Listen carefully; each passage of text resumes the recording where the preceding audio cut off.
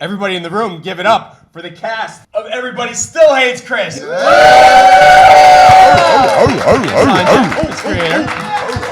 Yeah, see, I bet they didn't do that in all those other interviews, huh? You're the only one? You're on CBR now. You're on CBR. Yeah. CBR. That's right. So everybody still hates Chris. This kid cannot catch a break. The hate he's been getting. No, I'm excited for this. I love the original, what you guys did with it. I can't wait to see what you guys all bring to it. This is like I'm gonna say like one of the more surprising reboots we've seen in a while. You just don't typically when you say goodbye to a sitcom, it's like it's see you later. It's on syndication. We're never gonna see it. But it's so cool to see it come back in this animated form and see what you guys are gonna do with it. Sanjay, you're the EP. Why don't you set up sort of like how this all came about in the first place? Yeah, sure. So I met with Chris Rock 4 years ago during the pandemic. You know, we just he had so many more stories to tell. You know, I was a fan of the original.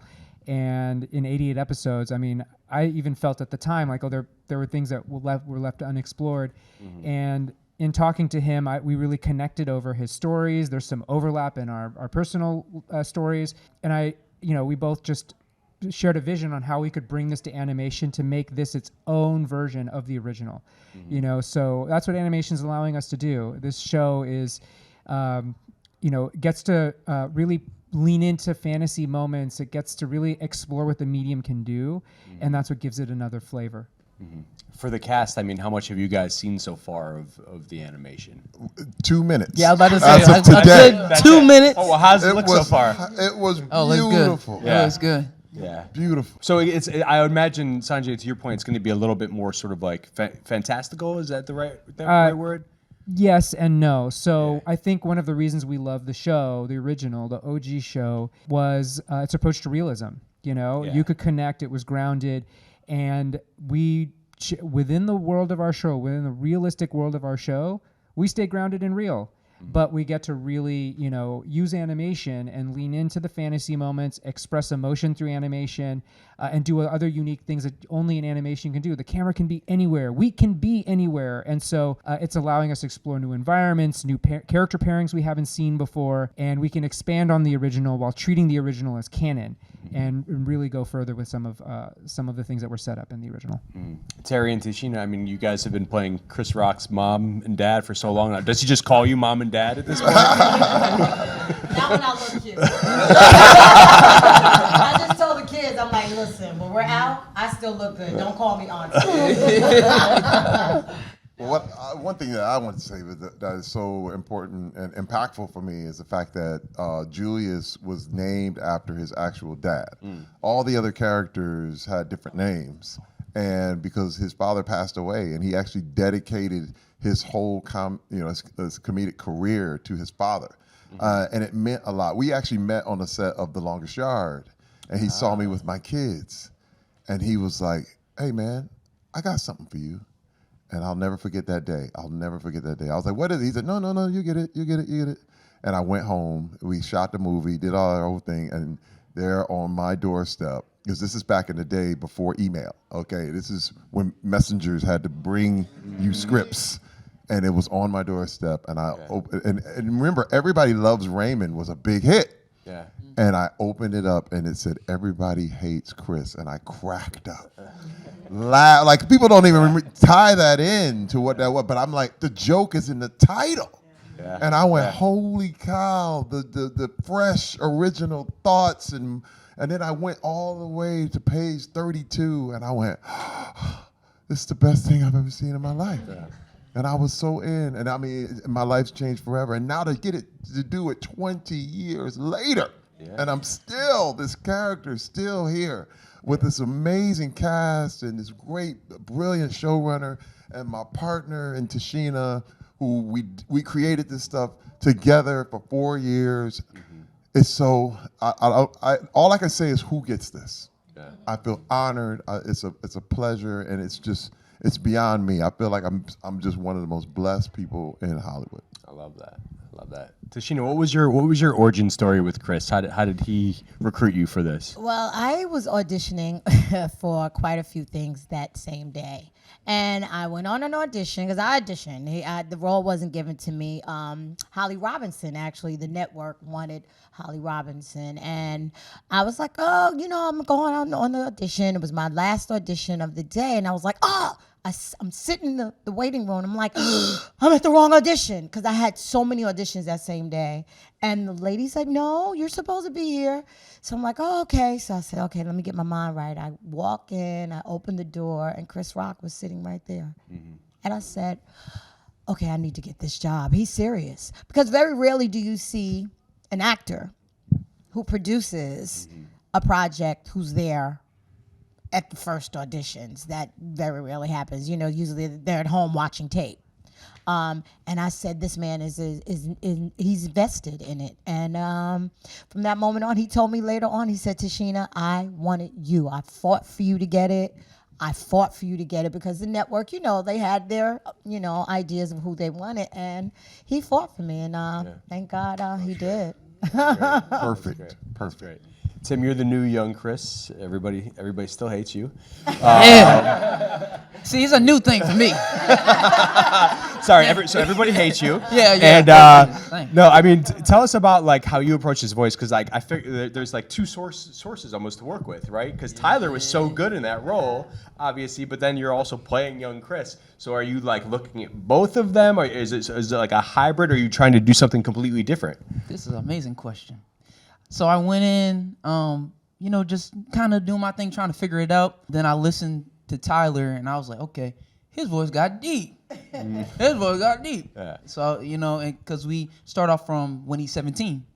And so getting that tonality, plus listening to Mr. Rock and his stand-up specials and everything. Mm-hmm. So I listened to both of them, and then kind of, it's like an amalgamation of both. Mm-hmm. And but yeah, then I put some of myself in there too.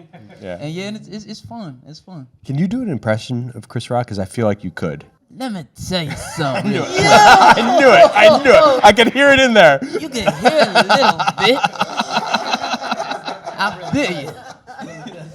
You heard. Yep. Amazing. Gutter, OZ, Terrence, tell us similar question. Like you guys there were actors who previously played these roles. Like how much did you look at that? I don't know if you've met like Chris's actual siblings or anything like that, but you probably would have much more of like a resource in these actors that played the roles previously. Right. Well, I did get a chance to meet the person that played Drew, and Drew himself for 80 episodes. You know what I mean? So I want to say, studied is the right word. I not only was I a fan of I still am. I'm still a fan of the show. But especially when I got the audition to play Drew, it was go time. So I started studying immediately. Because in my mind, it was like, it needs to be voice match. It needs to be everything like there's no room for you to put your creative spin on it. That was how I was coming into the audition. But then, a couple auditions later, and then, hearing some feedback and whatnot, I found out that, yes, it's good to keep the mannerism, but especially Mr. Sanjay, he just gave me I'm sorry, I didn't mean to put my hand in my bad. Mr. Sanjay, gives all of us the creative liberty to just really put our own spin on it, and that's something I truly do appreciate. So I guess like it's a mix of both, a little bit of the original, and then my own spin at the same time. It's the joy of finding it. Oh yeah, most definitely. It's fun in that, and Terry and I talked about it. So it's just these were characters that were Chris's family members. I met Miss Rock. And she was like, girl, I love how you play me. And I was like, oh. So you're playing someone, but you want to do it justice. Yeah. But you also know that it's not real, but, you're telling a story. But go ahead, I'll let you. I'm such a fan of the world. And so finding my way in to be a part of it in my own way. 'Cause, we're not here to be puppets. We're not here to mimic or do any of that. What they did in the original, but to just bring our own to it. And while it is a continuation, it's also its own thing as well. And so knowing that really helped me feel like I can take ownership in this role and really bring my own stuff to it, to this such a rich, I don't know, such a rich, funny, goofy place to be playing in. So Yeah, definitely. I mean, I remember I had a similar experience to Terrence when I got the audition. I was like, oh, crap, this is a big deal. Like, I really got to lock in and get this one because I haven't wanted something like this in a long time. So I immediately Google searched the lines that they gave me in my audition to see if it was from the original show, and surely enough, it was. So I got to listen to how Vincent performed my audition scene, and then I was like, okay, here's where I can pull from him, here's where I can make it my own, because in the end of the day, it's not matching the reads. I did a take where I matched the reads and it didn't work. I did a take where I matched the feel, and that's the one I submitted. Well So said. that was really special. Yeah. Definitely. And then just pulling the neuroses from other comedians that I love who are as neurotic and terrible as Greg, like Albert Brooks. And I watched an episode of Freaks and Geeks before every single session Nice. to get into that. The legend Martin Starr. Oh, nice. So yeah. I'm gonna tell Martin you said that next time. Oh, I see him. please. Yes. Yeah, that's Yeah, great. I love him. But That's great. All that jazz, yeah. Yeah, for the front row, also, guys. What sort? Have you guys had many interactions with Chris? Like, how much have you actually gotten to meet? Well, I met him one time on the table read, and even through the screen, I was starstruck. Like it was wild. But that for me, that was the only time. Yeah, I watched Bigger and Blacker, and I was starstruck, so. I don't know if that counts, but. Yeah, we had one Zoom before all of this, and it was this Zoom table read that we had, and it was crazy just reading the script with everybody. And like for me, I was like, yo, I'm in the show. Like I'm hearing Chris Rock narrate, like Wow. mom and dad, like I was like, wow. And I was like, okay, I know how me and Greg gonna be. Like siblings, we felt the dynamic from that first table read, because when we were in recording, we weren't able to be together. And so, it was really cool. Chris would show up to the set sometimes with Terry and I, and we'll be on set, and all you hear is, "All right, Tashina, now do it this way." You didn't even know he was there. No, he just shows up for work. It's just, you know. We're like, but this is how at this show's inception, it just has always had. It felt good, and I think what Sanjay has done is taken something, a piece of work, a piece of legacy, and literally brought new life to it. And we're all really excited about this animation. Yeah. Very excited. Yeah. Also for the back row, I mean, you guys have all worked closely with Chris in different capacity, or some for longer times than other. But like, how has the experience of telling his story sort of changed your perspective? 'Cause, I mean, he's an icon. He feels larger than life. You guys are working like so intimately on such a personal story. Well, one thing people need to understand about comedians is that they have very sad lives. I mean, a lot of the time, you have to laugh to keep from crying. There's a lot of hardships that you use comedy to work out. It's your own therapy, and it's because everybody expects Chris to be on, but he's a very serious, contemplative person. You know what I mean? When you see him and we sit down and he's talking, he's like, "How's the kids, man? How's it?" I remember he was going through his divorce, and he came we were doing Ridiculous 6 with Adam Sandler, and he was just sitting there like, "Man, I'm going through it right now." And you're like, "Wow, yeah, this is," but you can see him also working a joke. Right. Like, how is this going to be funny? You know what I mean? And you're like, wow. And it's a marvelous thing because you realize you need it. Comedy is a way to understand your world. Because if I just tell you things or preach to you, you just reject it. But if you tell it in a joke, you accept it. You can open it up, and it's like, whoa. And that's the magic of who Chris Rock is, and that makes him special. And this is why we were talking in the car. It's like Charlie Brown. You can just go at him as a young kid and just be merciless because you realize he's going to be one of the most successful people on earth. Chris made it very clear when we started the show years ago. It was like, if you think about it, this is a show about him being bullied most of his life, on top of him losing his father. So that's why he gave that role to Terry. That role could not be auditioned for. That had to be someone that he could see doing it and playing it. And now with his mother, she's still alive, still kicking and going strong. Who's a lot like my mother? Tashina. So that's why he fought for me. But this came from a very real place. And like Terry said, as funny as Chris is, he's really serious, very measured, but extremely intelligent and doesn't miss a beat. And I love that he just put all his heart and soul into this. And here we are 20-something years later. All I'll add is, he's an amazing collaborator.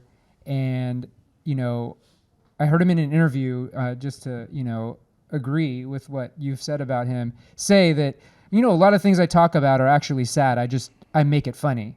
And that the show it's about a working class family trying to stretch a dollar. I mean, we don't have enough shows like this. That's often their painful, sad stories to tell there, but he loves the joke, and that's what I like about him, because it could be just a sadder, more of a dramedy or something, but if you don't make the audience laugh, you've lost them. And so he cares about the joke. It has to be funny. It has to be funny. I mean, he's one of the hardest working people I've ever collaborated with. I can't wait for you guys to see it. Have you hear it? Yeah. Have you done all your recording?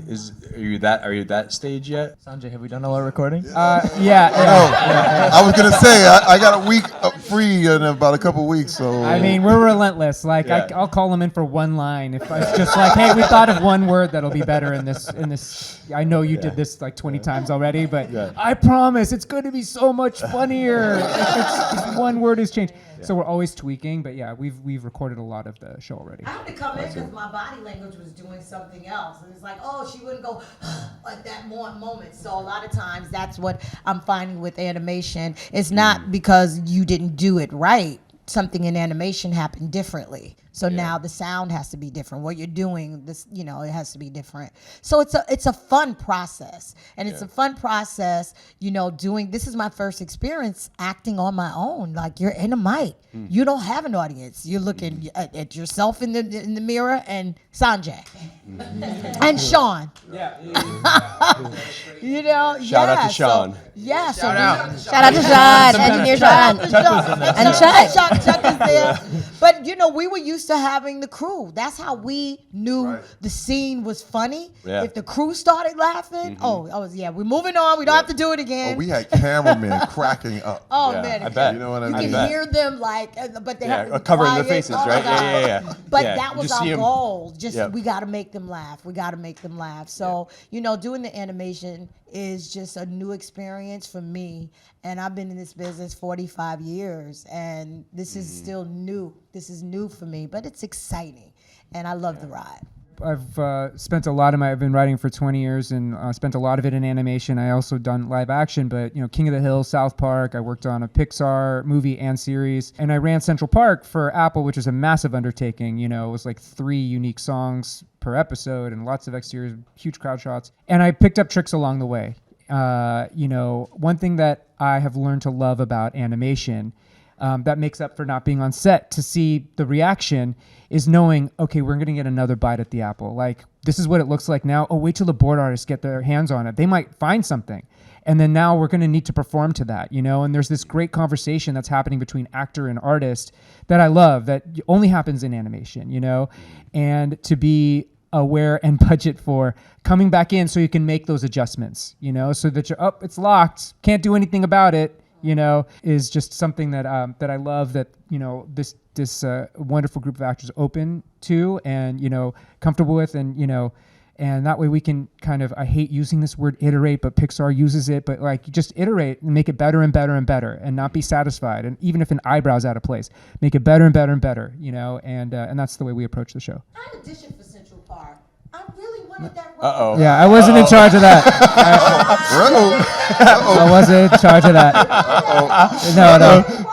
I was only in charge of the dude casting. Lies. Yeah, right. Lies. This is when it all went south. Tashina, anything else you want to vent on while we're here? Any other shows? Okay. You can't vent to your new boss, huh? Oh, guys. Well, again, big congrats on the launch. Cannot wait to see what you guys would do with this. Thank you.